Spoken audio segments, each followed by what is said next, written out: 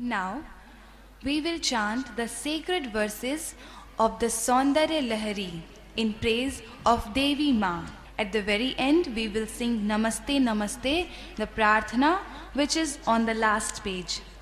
Please sit in Vajrasan with hands in Avahaniya Mudra. अब हम माँ की आराधना सौंदर्य लहरी के पाठ से करेंगे। शुरुआत और अंत 25वें श्लोक से करेंगे। सबसे आखिरी में नमस्ते नमस्ते प्रार्थना करेंगे। कृपया वज्रासन में आवाहनीय मुद्रा में बैठ जाइए। त्रयाणां देवानां त्रिगुणजनितानामपि शिवे भवेत् पूजा पूजा तव चरणयोर्या विरचिता तथा हि त्वत्पादो द्वहनमणिपीठस्य निकटे स्थिता एतेषस्वं मुकुलितकरोक्तं समुकुटा शिवशक्त्यायुक्तो यदि भवति शक्तः प्रभवितुं न चेदेवं देवो न खलु कुशलस्पन्दितुमपि अत स्वामाराध्या हरिहरविरिञ्च्यादिभिरपि प्रणन्तुं स्तोतुं वा कथमकृतपुण्यः प्रभवति तदीयान् सम्पासुं तव चरणपङ्केरुहभवम् विरिञ्चि सञ्चिन्वन् विरचयति लोकानविकलम् वहत्येनं शौरी कथमपि सहस्रेण शिरसा हरसञ्चुद्येनं भजति भसितोद्धूलनविधिम् अविद्यानामन्तस्तिमिरमिहिरोद्दीपनकरी जनानां चैतन्य स्तवकमकरन्द श्रुतिझरी दरिद्राणां चिन्तामणिगुणनिका जन्मजलधो निमग्नानां दंष्ट्रा मुररिपुवराहस्य भवति त्वदन्यपाणिभ्याम् अभयवरदो देवतगण स्वमेकानेवासी प्रकटितवराभीत्यभिनया भयात्रातुं दातुं फलमपि च वाञ्छा समधिकम् शरण्ये लोकानां तव हि चरणावेव निपुनो हरिस्वामाराध्या प्रणतजनसौभाग्यजननी पुरानारी भूत्वा पुररिपुमपि शोभमनया स्मरोमि त्वां नत्वा रतिनयनलेहेन वपुषा मुनीनामप्यन्तः प्रभवति हि मोहाय महता धनुपुष्पं मोर्वी मधुकरमयी पञ्चविशिखा वसन्त सामन्तो मलयमरुदायो धनरथ तथाप्येकः सर्वं हिमगिरिसुते कामपि कृपा अपाङ्गाते लब्ध्वा जगदिदमनङ्गो विजयते वनकाञ्चीदामा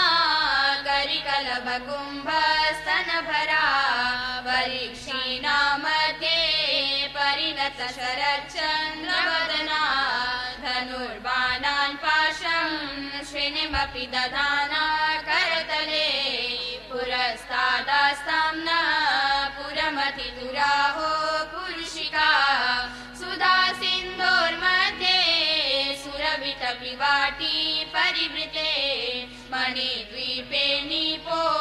पवनवति चिन्तामणिगृहे शिवाकारे मञ्चे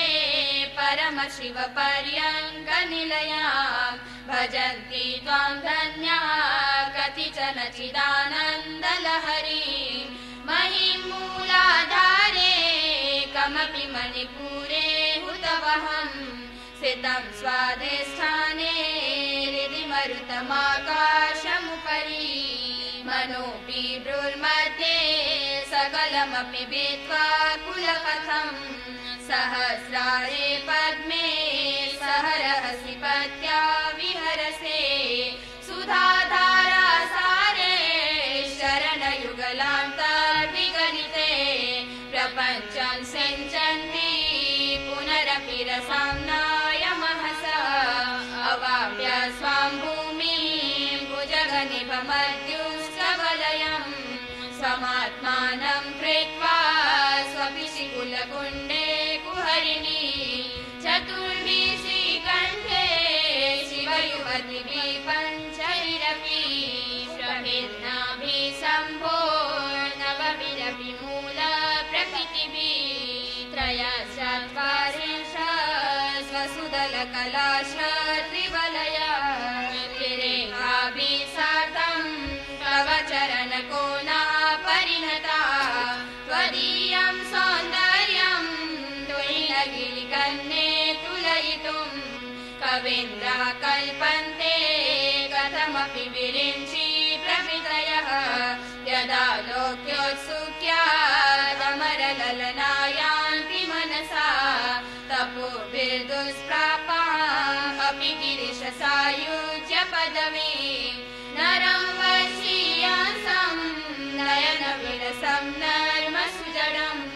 तवापाङ्गालोके पतितमनुधावन्ति शतशः गलद्वेणीबन्धा कुचकलशविस्रस्तसिचया हठात् त्रुट्यत्काञ्चो विगलितदुधूला युवतयः शितो षट्पञ्चाशद्विसमधिकपञ्चाशदके हुताशे द्वाषष्टि चतुरधिकपञ्चाशदनिले दिवि द्विषट्त्रिंशन् मनसि च चतुष्षष्टिरितिये मयूखास्तेषाम् उपरि तव पादाम्बुजयुगम् शरज्योत्स्नाशुभ्रां शशियुतजटाजूटमुकुटां वरद्रासद्रालस्फटिकगुटिकापुस्तककरां सकृन्नत्वां नत्वा कथमिव सतां सन्निदधते मधुक्षीरद्राक्षा मधुरिमधुरीणा वनितयः कवीन्द्राणां चेतः कमलवनबालातपरुचि भजन्ते ये सन्तः कतिचिदरुणामेव भवति विरिञ्चि प्रेयस्यास्तरलतरशृङ्गारलहरी गभीराभिर्वार्भिः विदधति सभारञ्जनमणि सवित्रीभिः वाचा शशिमणिशिलाभङ्गरुचिभिः वशिन्याद्याभिः स्वां सहजननि सञ्चिन्तयति यः सकर्ता काव्यानां भवति महतां भङ्गिषुभगे वचोभिर्वा देवी वदनकमलामोदमधुरे तनुच्छायाभिस्ते तरुणतरणि श्रीसरणिभिः दिवं सर्वामुर्वीम् अरुणिमनिमग्नां स्मरति यः भवन्त्यस्य त्रस्याद्वनहरिणशालीन नयना सहुर्वश्यावश्या कति कति न गीर्वाणगणिका मुखं बिन्दुं कृत्वा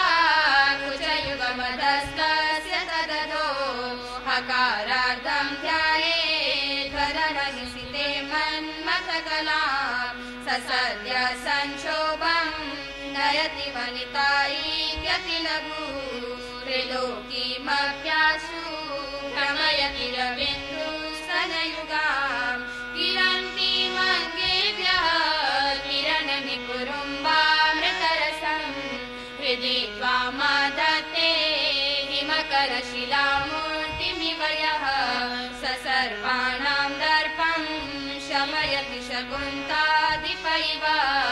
ज्वरप्लुष्टां दृष्ट्या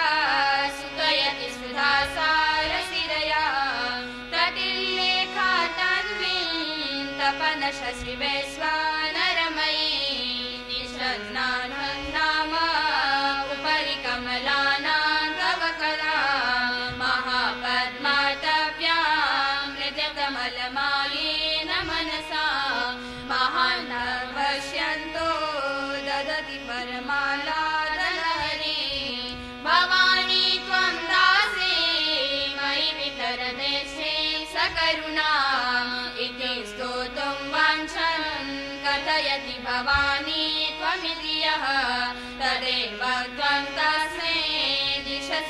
सायुज्य पदवी मुकुन्द ब्रह्मेन्द्र स्फुटमुकुटनीराजितपदां त्वया रीत्वा वामं वपुरपरितृतेन मनसा शरीराणां सम्भोरपरमतिशङ्केरितमभूत् तथा हि त्वद्रूपं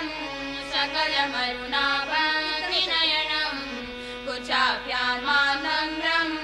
कुटिलशशिचूडालमुकुटं जगत्सूतिदाता हरिरवति रुद्रः शपयते तिरस्कुर्वन्नेता स्वमपि वपुरीश स्थिरयति सदा पूर्व सर्वं तदिदमनुगृह्णाति च शिवः तवाज्ञामालम्ब्य शनचरितयो भ्रूलतिकयो त्रयाणां देवानां त्रिगुणजनितानामपि शिवे भवेत् पूजा पूजा तव चरणयोर्या विरचिता तथा हि त्वत्पादोद्वहनमणिपीठस्य निकटे स्थिता ह्येते शाश्वन् मुकुलितकरोत्तं समुकुटा विरिञ्चि पञ्चत्वं वदति हरिराप्नोति विरति विनाशं कीनाशो भजति धनदो याति निधनं वितन्द्रामाहिन्द्री विततिरपि सम्मीलति दिशा महासंहारेऽस्मिन् विहरति सति त्वत्पतिरसो जपो जल्पः शिल्पं सकलमपि मुद्रा विरचनं गति प्रादक्षिण्यं भ्रमणमसनाध्याहुतिविधि प्रणाम संवेशः सुखमखिलमात्मार्पणदृशा सपर्यापर्यायस्तव भवतु यन्मे विलसितं ददाने दीनेभ्यः श्रियमनिशमाशानुसदृशिम् अमन्तं सौन्दर्य प्रकरमकरन्दं विकिरति तवास्मिन् मन्दारस्तवकशुभगेयातु चरणे निमज्जन्मज्जीवः करणचरणे चरणताम् सुधामप्यास्वाद्य प्रतिभयजरा मृत्युहरिणी विपद्यन्ते विश्वे विदिशतमखाद्या दिविशदः करालं यश्वेदं कबलतवता कालकलना न शम्भोस्तन्मूलं जननि तव ताड्रङ्कमहिमा किरीटं वैरिञ्चं परिहरपुरकेटभविदः कठोरे कोटीरे स्खलसि जैजम्भारिमकुटं प्रणम्रे श्वेतेषु प्रसवमुपयातस्य भवनं भवस्याभ्युत्थाने तव परिजनोक्तिर्विजयते चतुर्षस्यातन्त्रे सकलमभिसन्धाय भुवनं स्थितस्तत्तत्सिद्धि प्रसवपरतन्त्रे पशुपति पुनस्वनिर्बन्धात् अखिलपुरुषार्थे कघटना स्वतन्त्रं ते तन्त्रं क्षितितलमवातीतरदिदं शिवशक्ति कामः शिथिलतरवीशीतकिरणा स्मरो हंस सग्रस्तदनुज परामारहरयः अमीरुल्लेखाभिस्त्रिशिवरवसाने सुघटिता भजन्ते वर्णास्ते तव जननि नामावयवताम् स्मरं योनिं लक्ष्मी कृतयमिदमागे तव मनो निधायेके नित्ये निरवधि महाभोगरसिका जपन्ति त्वां चिन्तामणिगुणनिबद्धा शबलयः शिवाग्नो जुवन्तः सुरविकृतधाराहुतिशते शरीरं त्वं शम्भो शशिमिहिरवक्षोरुहयुगं तवात्मानं मन्ये भगवति नवात्मानमनघम् अत शेषशेषीत्ययमुभयसाधारणतया स्थितसम्बन्धो वा समरसपरानन्दपरयो मनस्त्वं व्योमत्वं मरुदसि मरुत्सारथिरसि त्वमापस्त्वं भूमि स्वयि परिणतायां नहि पराम् त्वमेव स्वात्मानं परिणमयितुं विश्ववपुषा चिदानन्दाकारं हरमहिषि भावेन बिभृशे तवाज्ञा चक्रस्थं तपन शशिकोटिद्युतिधरं परं शम्भुं वन्दे परिमिलितपार्श्वं परचिता यमाराध्यं भक्त्या रविशशिशुचीनामभिषये निरालोके लोके निवसति भालोकभवने विशुद्धो ते शुद्धा स्फटिकविशदं व्योमजनकम् शिवं सेवे देवीमपि शिवसमानाव्यपसिनीम् ययोगान्त्यायान्त्यः शशिकिरणसारूप्यसरणे विधूतान्तर्ध्वान्ता विलसति चकोरीव जगति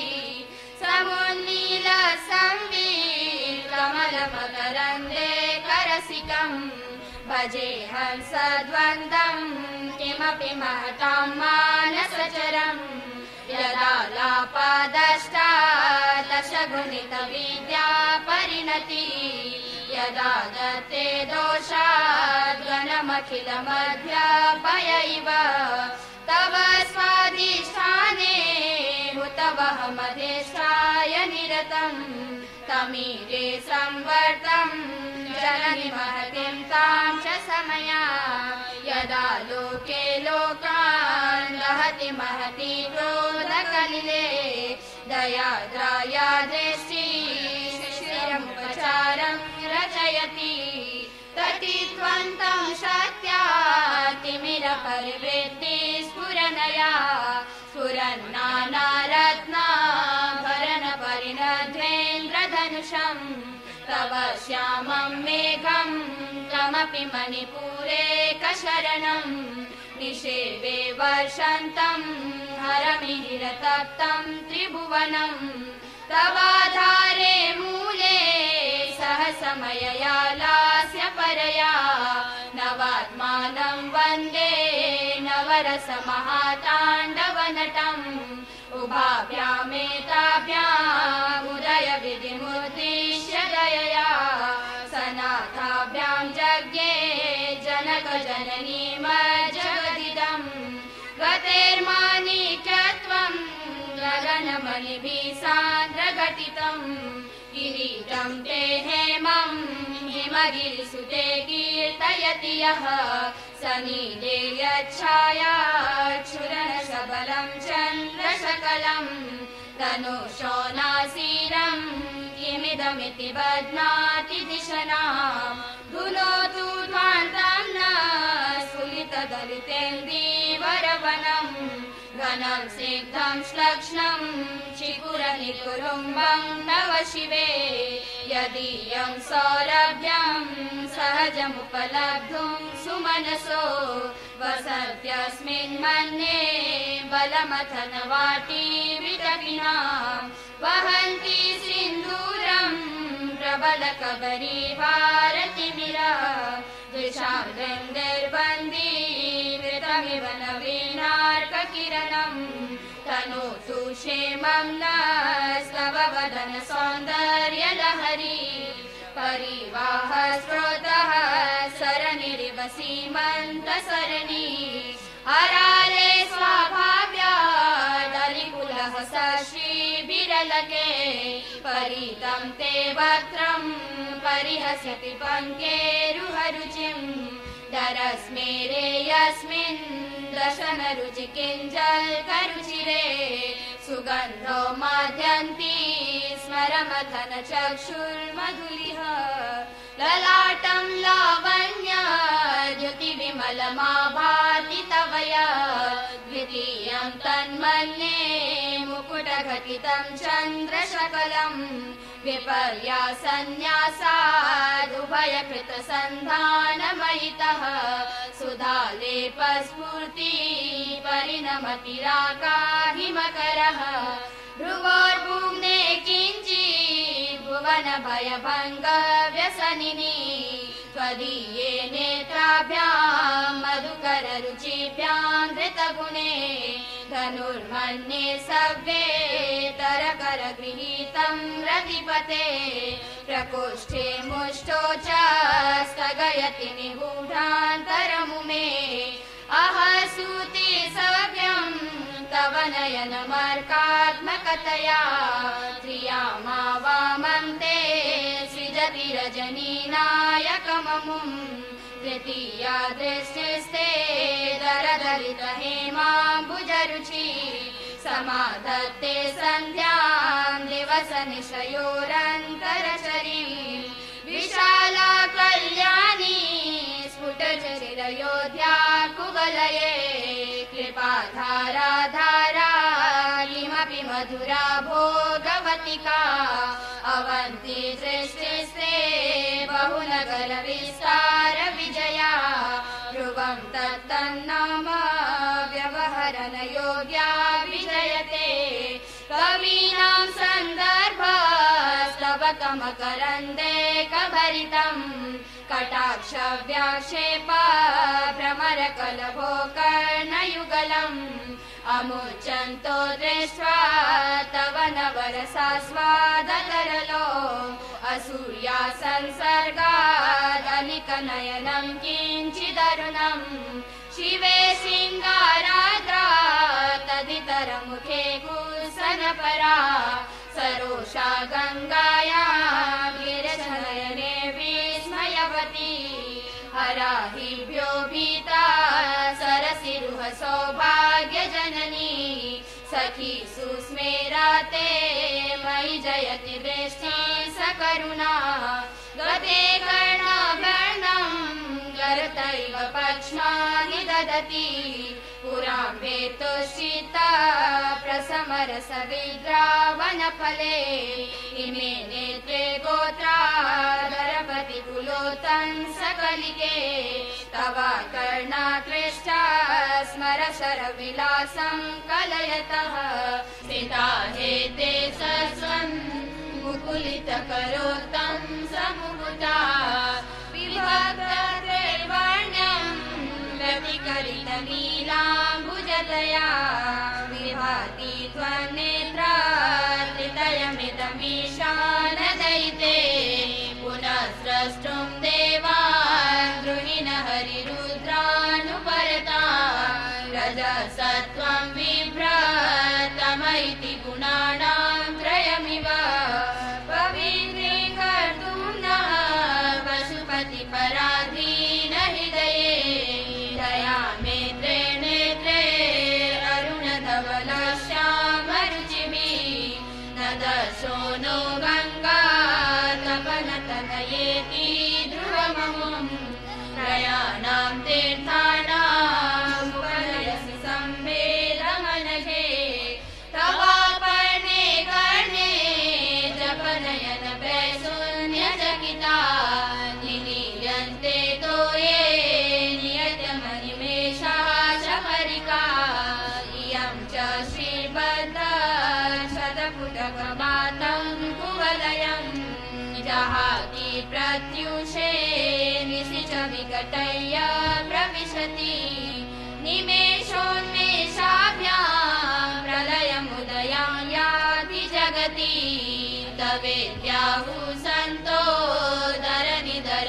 दरनिधरराजन्यतनये त्वदुन्मेषाज्जातं जगति गमशेषं प्रलयतः परित्रातुं शक्ये परिणतनिमेषास्तव दृशः दिशादादीयस्या दरदलितनीलोत्पलरुचा दवीयासं दीनं स्तवय कृपया मामपि शिवे अनेनायं धन्यो भवति न च देहानिर्यता वनिर्वाहर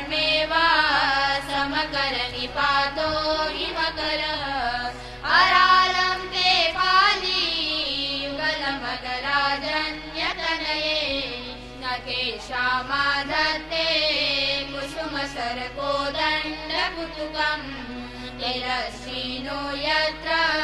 श्रवणपदमुल्लङ्घ्य विलसा अपाङ्गव्यासङ्गो दिशति शरसन्धानदिशना स्फुरद्गन्धा भोगा प्रतिफलितताटङ्गयुगलम् चतुश्चक्रं मन्ये तव मुखमिदं मन्मथरथम् यमारुह्याद्रुह्याद्यवनिकसमर्केन्दुचरणम् महावीरो मारः प्रमथपतये सज्जितवते सरस्वत्या सूक्तिरमृतलहरी कौसलहरी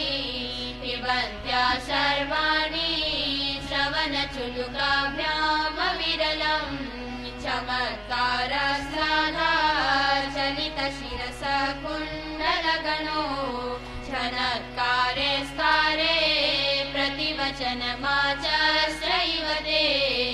असो नासावंश सुहीनगिरिवंशध्वजपटी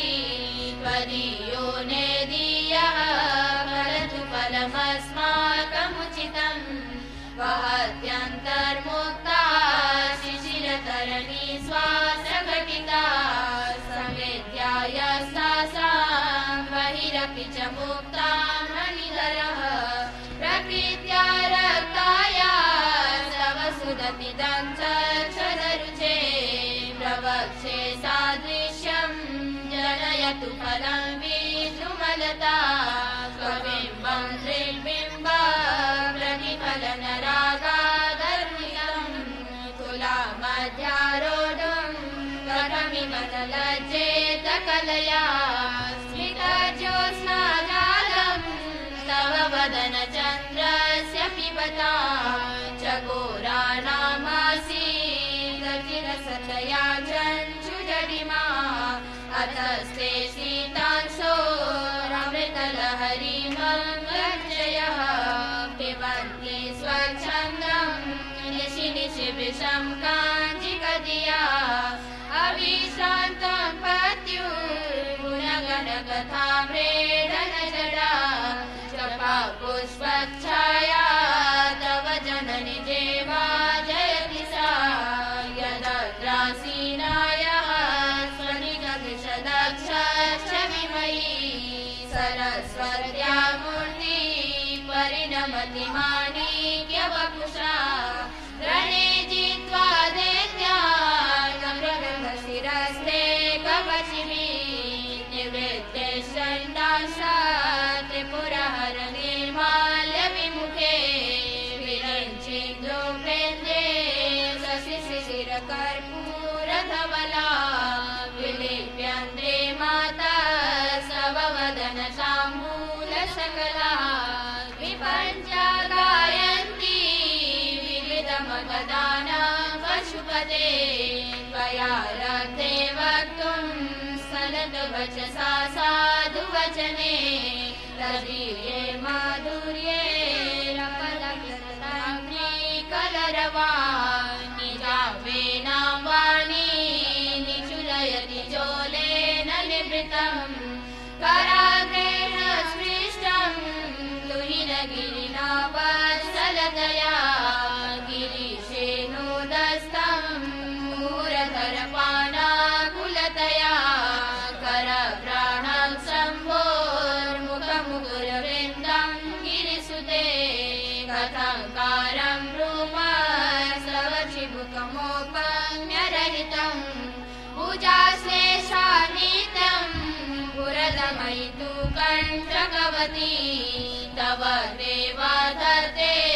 मुखकमलनालश्रियमियं स्वयश्वेताकाला गर्भमुदजम्बालमलिना मृणालीलालित्यं वहति यलहो हारलतिका गले रेखाश्लिष्टो गतिगमकतीते गनिपुने विवाहव्यानध्वनिगुणगुणसङ्ख्या प्रतिभुवः विराजन्ते नानाविधमधुररागा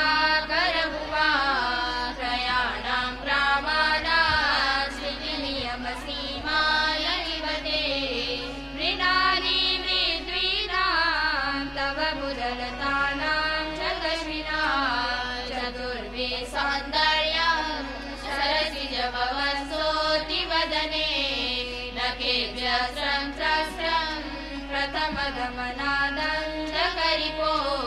चतुर्णावक्त्राणां समवयहस्तार्पणदिया नखानामुद्योते नवनगररागं विहसता कराणां ते कान्तिं कथय कथयामः कथं मे कया चेत्वा साम्यं गरुडगयया हन्तकमलं यदि श्रीधरलक्ष्मी चरणकरलाक्षारुणदलं समं देवी स्कन्दविभवदनपीतं शरणयुगं तवेदं न खेदं हरतु सततं प्रसृतमुखं यदा लोक्याशङ्का कलितहृदयो हासजनकः स्वकुम्भो हेरम्बः परिमृशति हस्तेन जलिति अमूले वक्षोजामृतरसमानीक्यकुतुको न सन्देहास्पन्दो नगपति पताके मनसि नः पिबन्तो ते यस्मादमिलितसुसङ्गमरसो कुमारावद्यापि विरगवनतं जनमनो वहन्यं वस्तम्भे मदनजकुम्भ प्रकृतिभिः समारब्धा मुक्ता मणिभिरमलां हारलतिकां कुचाभो गोपिम्बाधररुचिभिरन्तः शबलिता प्रतापव्यामिश्रा पुरविजयिनः कीर्तिमिवति तव संयं मन्ये नीलगिरिकन्ये हृदयतः पयपारावारः परिवहति सारस्वतैव दयावत्या दत्तं द्रविडशिशुरा स्वाध्यायवय कवीनां प्रौढानां कनिर्गमनीयः कवयिता हरक्रोधज्वाला वलिमिलवलीडेन वपुषा गभीरे तेनाभिः सरसिकृतसङ्गो मनसि जः समुद्रस्थो तस्मात् अचलतनये धूमलतिका जनस्तां जानीते तव जननि रोमावलिरिक्ली यदेतत्कालिन्दी तनुतरतरङ्गाद्विधि शिवे कृशे मध्ये किञ्चित् जननि तव तद्भाति सुधियां विमर्दनन्योन्यं कुचकलशयोरन्तरगतं तनुभूतं व्योमा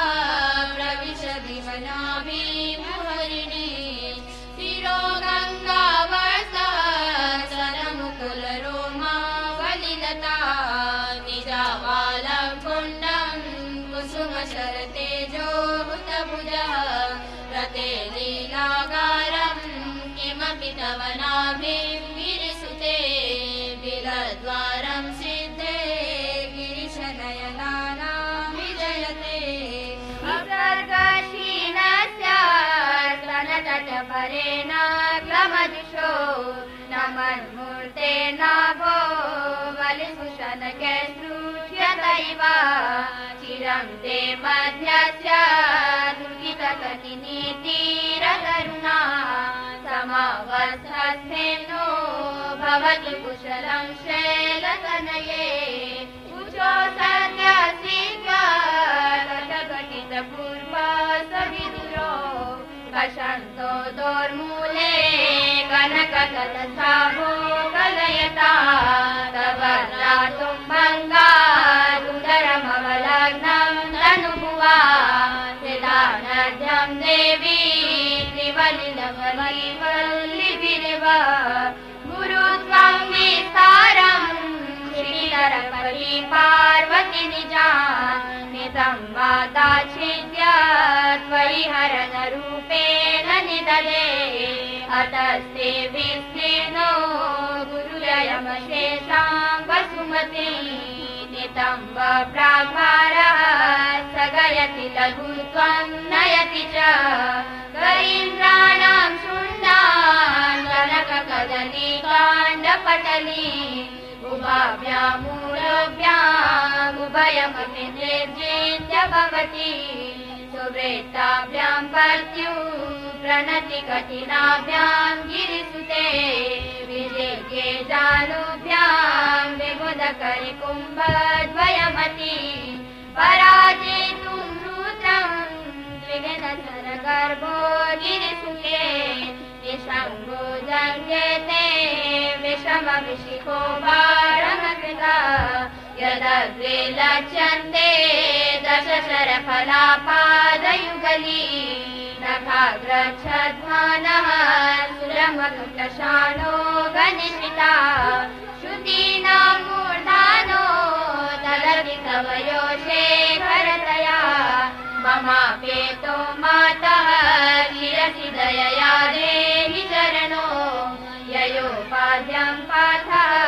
पशुपति जटाजूटदटनी ययो लाक्षा लक्ष्मी अरुणहरिचूडामणिरुचि नमो वागम् यदभिहननाय स्पृहयते पशूनामीशानः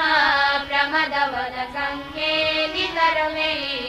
वृषाकृत्वा गोत्रस्खलनमतवैलक्षणमिदम् ललाटे भर्तारम् चरणकमले ताडयति ते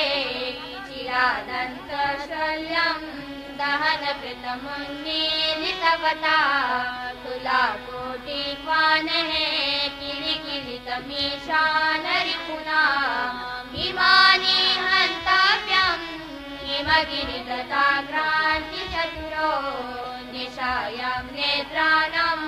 निशि च परभागे च विशदो परं लक्ष्मीपात्रम् श्रियमतिसृजन्तो समयिना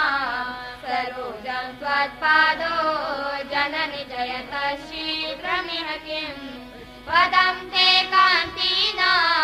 प्रपदमपदं देवि विपदा कथं नीतं सद्भिः कठिनकमठीखर्परतुला कथं वा हस्ताभ्यामुपयमनकाले पुरविदा यदा दायनस्तं दिशदि दयमानेन मनसा नखेर्नाकस्त्रीणां करकमलसङ्कोचशशिभिः करुणां दिव्यानाम् असतैव ते चण्डिशरणो फलानि स्वस्तेभ्यः किसलयकराग्रेण ददताम् दरिद्रेभ्यो भद्रां प्रियमनिशमहनाय ददतो कदा काली मातः कथय कलितालक्तकरसम् विरेयं वेद्यार्थी तव चरणनिर्नेदनजलम् प्रकृत्या मूकानामपि च कविताकारणतया व्यदाधत्ते वाणी मुखकमलताम्बूलरसदा वदन्यासक्रीडा परिचयमिवारब्धु मनसः चरन्तस्ते खेलम् भवनकलहंसा न जहति स्वविक्षेपे शिक्षा सुभगमनिमञ्जीरललितः चलादा चक्षाणं चरणकमलं चारुचरिते गतास्ते मञ्चत्वं द्रोहिणः हरिरुद्रेश्वरभृतः शिव स्वच्छाया कटिलकपटक्षदपटः त्वदीयानां भासां प्रतिफलनरागारुणतया शरीरे शृङ्गारो रसैव दृशां दोक्तिकुतुकम् अरालाखेशेषु प्रकृतिसरला मन्दहसिते शिरीषाभाचित्रे दृशदिव कठोरा कुशतटे दृशं तन्वी मध्ये पृथुरपि वरारोह विषये जगत्रातुं शम्भोर्जयति करुणा काचिदरुणा समानीतपद्भ्यां मणिमुकुरतामम्बरमणि भयादास्यादन्तः श्रीनित्यजडश्रेणिवशिनः ददाति त्वद्वक्त्र प्रतिफलनमश्रान्तविकचम् निरातङ्कं चन्द्रा निजहृदयपङ्केरुहमिव कलङ्ककस्तूरी रजनिकरबिम्बं जलमयम् कलाभिकर्पूरे मरकतकरण्डं निवेदितम् अतस्त्वद्भोगेन प्रतिदिनमिदं रीतकुहरम् गतिर्भूयो भूयो निवेदयति नूनं तव कृते पुरारातिरन्तः पुरमसि ततस्त्वच्चरणयो सपर्या मर्यादा तरलकरणानां सुलभा तथापेते नीतः शतमखमुखासिद्धिमतुला तव द्वारोपान्तस्थितिभिरनिमाद्याभिरमरः कलत्रं मेघ्रातं कति कति भजन्ते न कवयः श्रियो देव्या को वा न भवति पतितेरपि धने महादेवं हित्वा तव सति सती नाम शरमे कुचाभ्यामासङ्गः कुलवकतरोरप्यसुलभः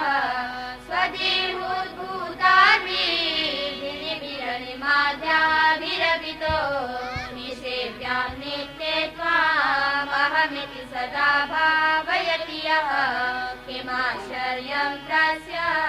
त्रिनयनसमेतें त्रिनयतो महासंवर्ताग्निर्विरचयति नीराजनविधिं गिरामाहुर्देवी रुहिणगृहिणीमागमविदो हरे पत्नीं पद्मामरसहचरीमद्रितनया तुरीया कापि त्वं दुरधिगमनी सीममहिमा महामाया विश्वं भ्रमयसि परब्रह्म महिषी